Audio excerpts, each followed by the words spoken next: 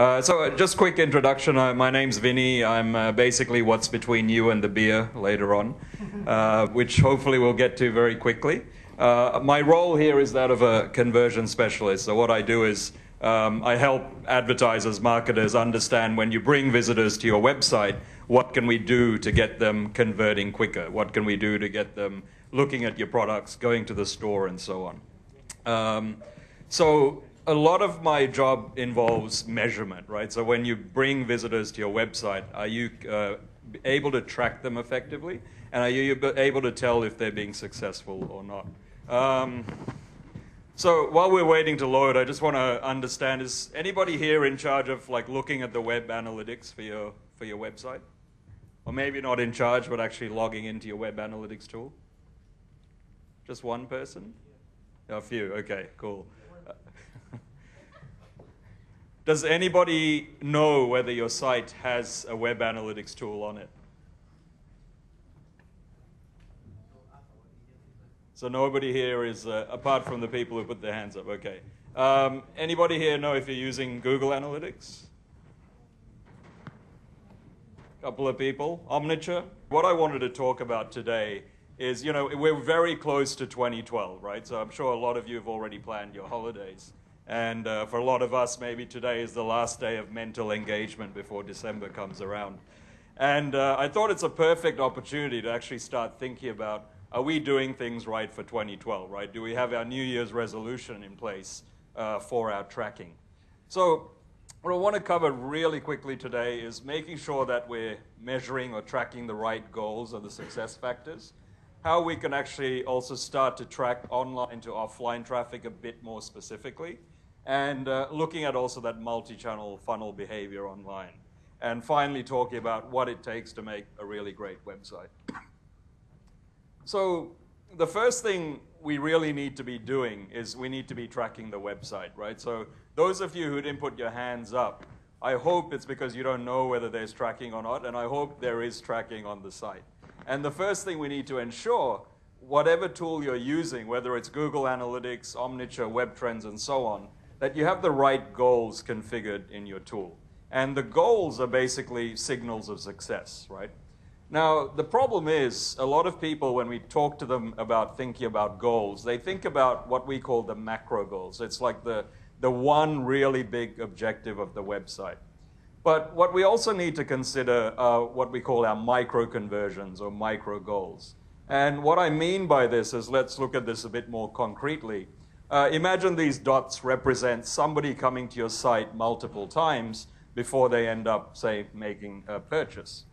Now, when I ask people, what are the goals of your website? They tend to tell me, oh, it's this thing, you know, they purchased my product. It's that very last dot, that very last visit. And we refer this to as the macro goal. It's the goal that you could kind of directly tie to revenue. But the problem here is this is just one part of the consumer journey, right? We understand that when consumers come to your site over multiple periods, they're at a different stage of the journey. They're at a different sort of stage of that research process. Now, the thing is, if you're measuring success of your website based on this, how do you measure success in the other stages, right? If you launch a new product and you're trying to drive awareness, if you're trying to measure success based on this, maybe for the first month, your campaigns are going to look like failures, right? So what we actually need to start doing is measuring goals at these different stages. And this is what we refer to as micro goals and micro conversions. So depending on what stage, you can set up different goals. It could be just purely engagement, that they came in and they had a look around. Could be a little bit more active. Maybe they watched your product videos. Maybe they looked at your FAQs and things like that. So the main takeaway here is when you go back, look at your tools, look at the goals that you're tracking, and don't just be thinking about the macro goals, also be thinking about the micro goals. And when you have these series of goals in place, that's the best way to evaluate the success of your website.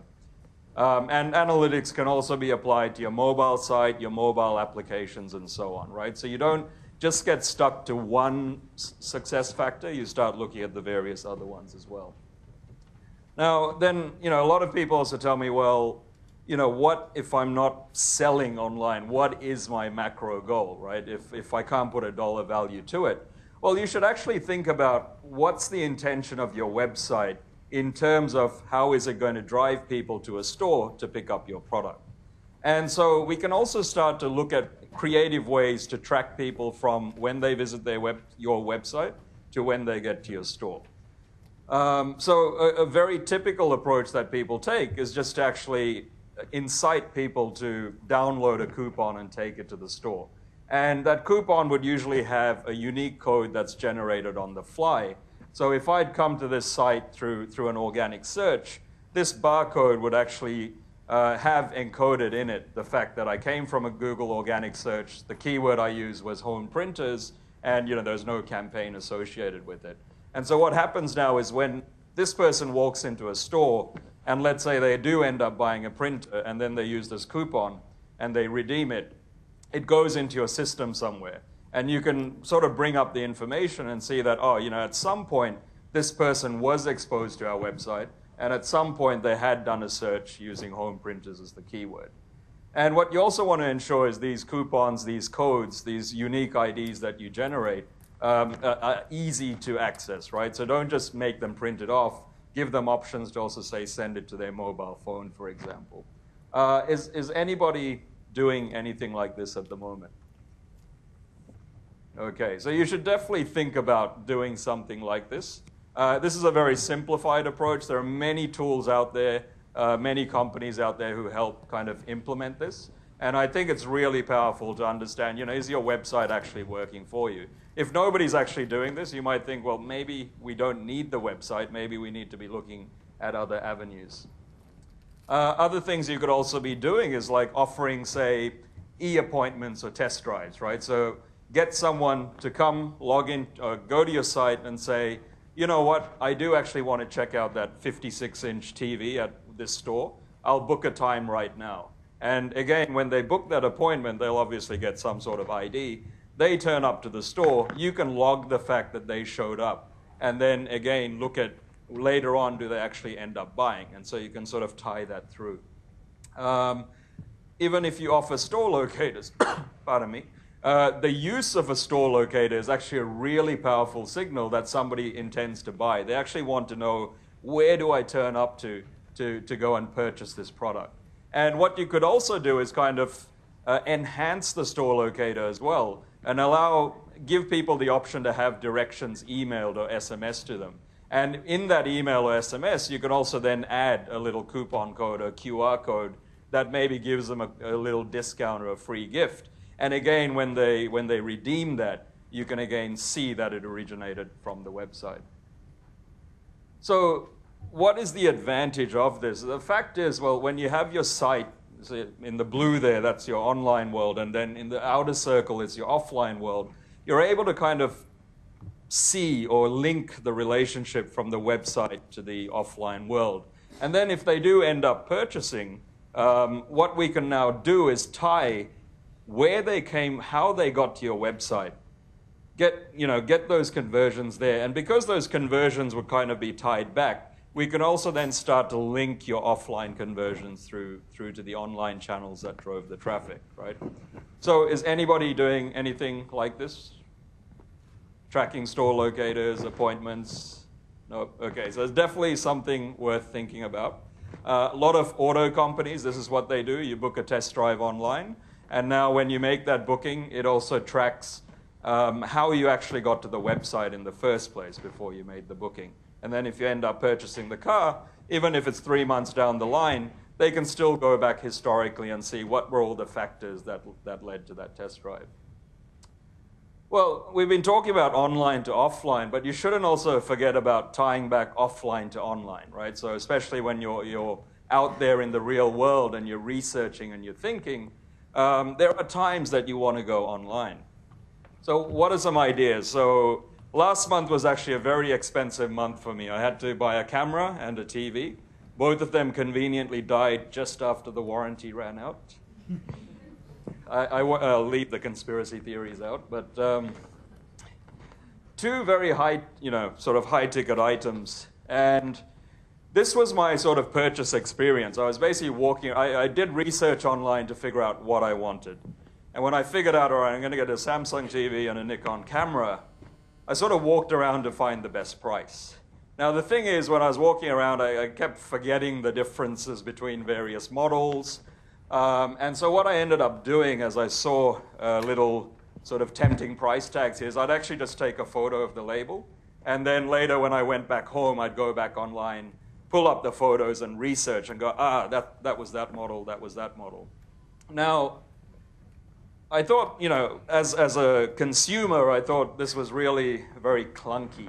And if I was selling these products, I'd also think this is very risky, because if you make somebody leave the store and hope they go and research, you run the risk at some point they may forget about buying the product, or they may get intercepted by a competing brand. And so what I thought would have been really great in these instances, so for example, I had my mind set on a Samsung. So when I was at Best Denki, the guy tried to sell me on this Sony. He convinced me this was a much better deal. Now, because I hadn't been researching the Sonys too deeply, I tried to actually search for this on my phone on the spot, but that's pretty clunky to type in. And I got pretty fat thumbs. So what I decided is I'll just take a picture, go home, and research it. Reality was I never ended up researching it. So potentially Sony lost my business there. What would have been helpful is if there were some QR codes there, right? So if there were QR codes on these signs or anywhere on the store, I could have just pulled out my phone, not worried about punching in the wrong details. I could have just scanned the QR code, been taken to the right page. That page could have been the product details, it could have been videos, it could have been user reviews, anything that would have convinced me at that point in time that, hey, I should have bought this product. The other great thing about these QR codes is you can make them unique. So you can generate a different QR code for, say, different stores or different promotion periods. And this is really useful stuff, because when it drives to the website, your analytics tool can capture this visit. And you can start to find out, where in Singapore, where in Asia are people visiting your site through these offline QR codes. What time of day is it? Those sorts of things. You could even potentially generate a unique code for every store as well. We could also do it for sort of our offline advertising as well. So this is an example from our Google Enterprise team. Believe it or not, Google does do some offline advertising. And so in Australia, they actually wanted to, selling Google Apps, Google Search, and so on, they wanted to reach out to like CIOs and CTOs. So they ran ads in the Financial Review, and what you'll see is they had a little QR code here. And the QR code was tagged in such a sense that when they landed on the site, Google Analytics knew that they came from this particular publication. And so the great thing was they managed to get some insights into, were people actually engaging with these ads? Was it worth doing?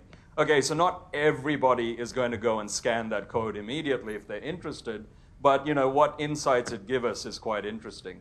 The other interesting thing about this was, they I think they purchased pretty much every market in Australia, but what they could actually see from this information was the interest was coming from Sydney and Melbourne, right? So this was also interesting for them to actually figure out, not necessarily the reach, but where was the best place to then advertise the next time around. So if they do run these campaigns again, most possibly what they're going to do is focus on Sydney and Melbourne, because they have the data to prove that this is where they're getting more engagement. Okay, so the next point here, so we're looking at, how are people getting to your website? What are the different ways they're getting there? And in Google Analytics, we just released a new feature called multi-channel funnels. Basically, what it allows you to do is to understand what are the different steps a user takes online to visit your site before they end up converting. And remember, conversion could be a sale, it could just be somebody using your store locator, whatever action you deem is a success on your website. So, see, before what was happening was, if this person ended up purchasing a phone, for example, your analytics tool would give full credit to the email there, because the email was the last channel or avenue that brought them to the website. Now with multi-channel funnels, what we can start to do is spread that value across all the different channels that brought traffic to your site. So it will detect any click to your website, keep a note of it, and then chain it all together for you to understand where the conversions are coming from.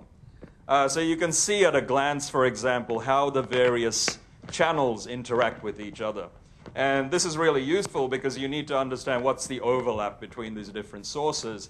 Do we need consistent messaging, say, between our email and paid campaigns? What sort of messaging do we have to put in our remarketing ads and so on?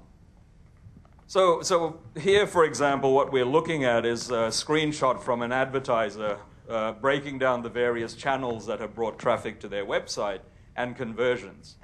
So now let's look at email, for example, right? Because from what I've seen, email is sometimes hotly contested internally as to whether it brings value to the business or not, right? Anybody here managing or dealing with their email campaigns?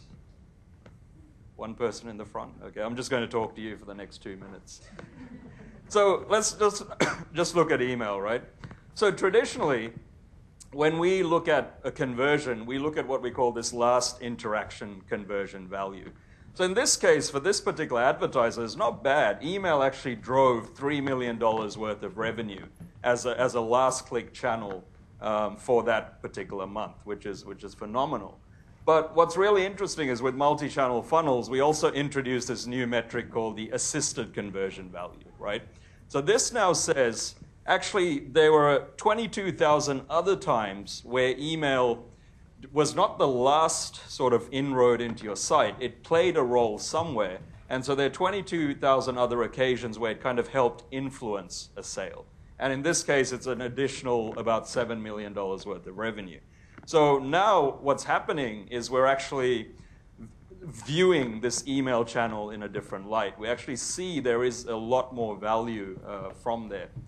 And we can use these two metrics together to use what we call assisted to last interaction ratio. And what this ratio tells us is basically the higher the ratio is, that channel is really great at influencing a sale later down the line. And the lower the ratio is, the closer it is to zero, it's really great for direct response, direct action. And how you use this information is that you find all the ones with the high ratio, you find all the ones with the low ratio, and figure out how do we use them together, right? If email here has a high ratio, and then direct has a low ratio, how do we interplay between the two? How do we use email to grab them in the first place? What do we do to convince them to come back to us directly and then close the deal? And we have a related report called the top paths report, which actually then shows you what these paths were, right? So in this report, it's quite interesting if we look at row number 8.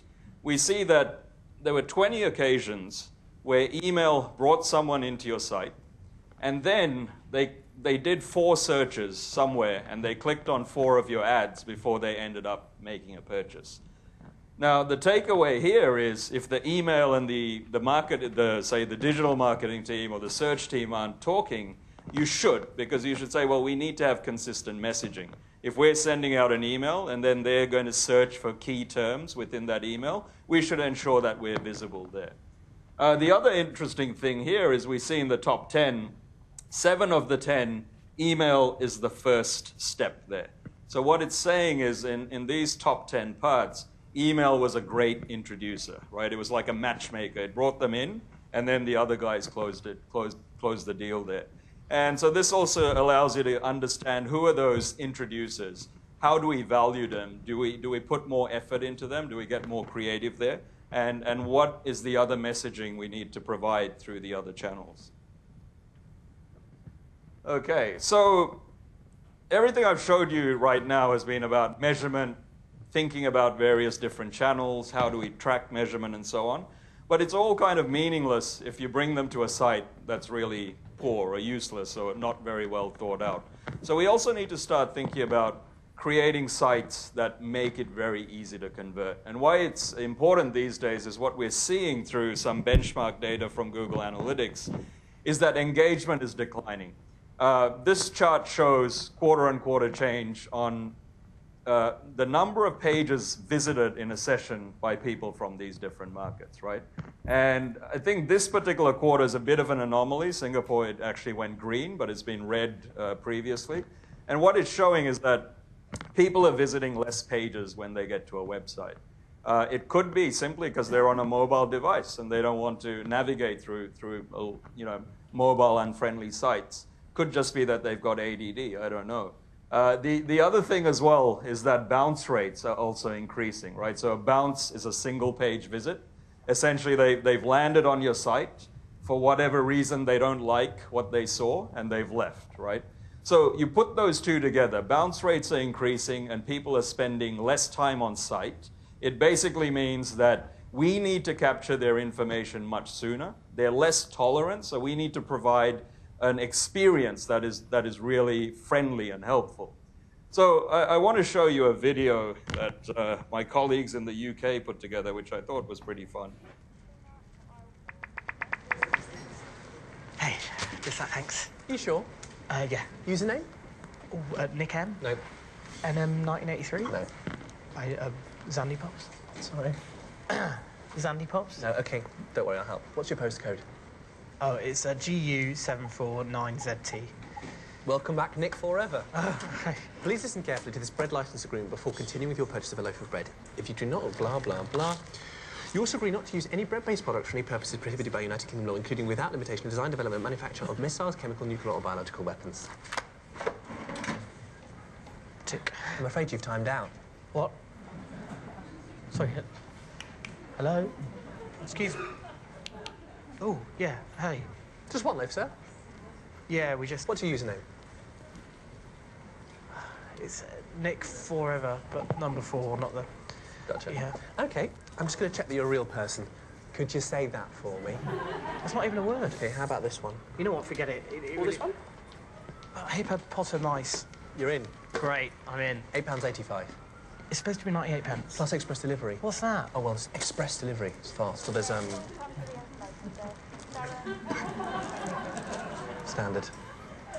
Standard. Standard delivery. That's £4.99. Why? Bread insurance.